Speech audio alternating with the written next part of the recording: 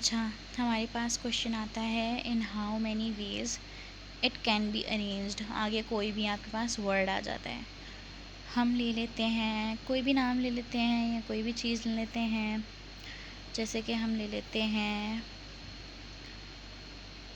हमने नाम ले लिया ये, ठीक है।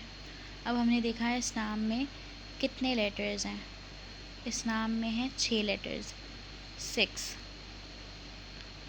तो हम ये जो हमारा साइन होता है ना, ये फैक्टोरियल का साइन होता है।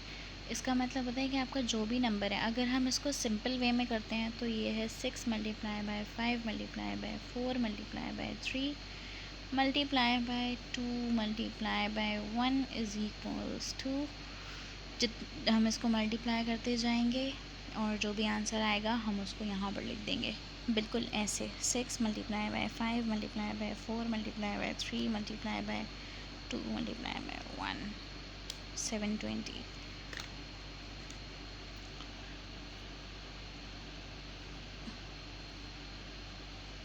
इसी को इजी वे में, यानी कि अगर उन्होंने डायरेक्ट निकालने का कहा हुआ है तो आप लिखेंगे कैलकुलेटर पे 6, शिफ्ट का बटन दबाएंगे और ये x के साथ एक्सक्लेमेशन मार्क का साइन बना हुआ है, इसको प्रेस करेंगे तो आपका सेम ही आंसर आएगा जो इन सबको मल्टीप्लाई करने पे आया है। तो ये है इजी मेथड। अब आते हैं हम डिफ़िकल्ट वाले मेथड पे, जिसमें हमें लिखने होंगे ये सारे लेटर्स को हमने अलग अलग करना होगा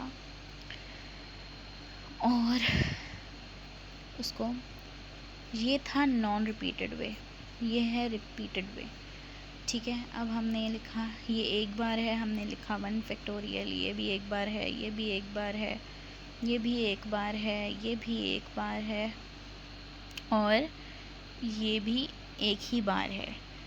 अब इन सब का आंसर तो 1 ही आएगा, जाहिर सी बात है।